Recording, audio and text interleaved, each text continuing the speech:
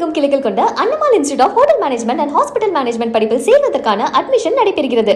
பழனி கோயில் நில விவகாரத்தில் அமைச்சர் குறித்து அவதூறு என புகார் அளிக்கப்பட்டிருக்கிறது. இந்து சமய அறநிலைத்துறை சார்பில் காவல் நிலையத்தில் புகார் அளிக்கப்பட்டிருக்கிறது.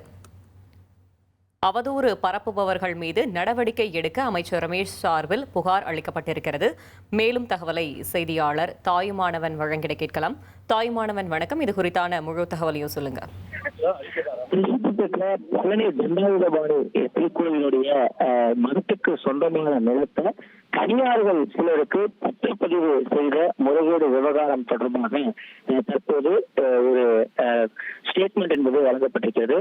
இந்து சமய அறநிலையத்துறையின் தரப்பில் வெளியிடப்பட்டிருக்கக்கூடிய இந்த அறிக்கையில பழனி அடிவாரம் தண்டபாணி சுவாமி கோவில் மடத்துக்கு சொந்தமான நிலத்தை சில தனியார் நபர்கள் சட்டவிரோதமாக பதிவு செய்வதை எதிர்த்து இந்து அறநிலையத்துறை சார்பில் ஏற்கனவே துறை ரீதியிலான நடவடிக்கைகள் மற்றும் காவல்துறை விசாரணைகள் நடத்தப்பட்டு வருவதாகவும் நிலம் தொடர்பாக சில வழக்குகள் இருப்பதை மேற்கோள் காட்டி இந்த நிலத்தை யார் பதிய சொல்லி கேட்டாலும் அதை செய்யக்கூடாது என்று ஏற்கனவே வலியுறுத்தப்பட்டிருப்பதாகவும் பழனி இணை ஆணையர் மூலம் பலமுறை சார் பதிவாளர் அலுவலகத்திற்கு கடிதங்கள் வழங்கப்பட்டிருப்பதையும் குறிப்பிடத்தக்கதாக சுட்டிக்காட்டப்பட்டிருக்கிறது.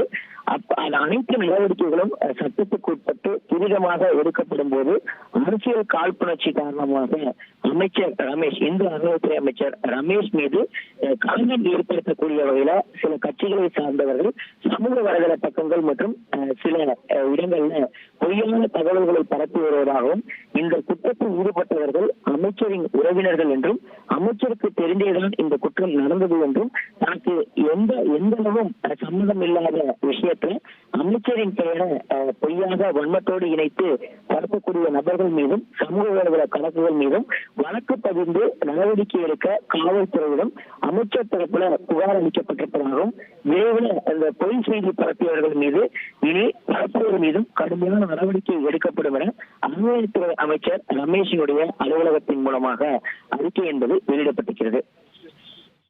தகவல்களுக்கு நன்றி தாயுமானவன். தமிழகம் எங்கும் கிளைகள் கொண்ட Annamalai institute of hotel management and hospital management படிப்பில் சேர்வதற்கான அட்மிஷன் நடைபெறுகிறது.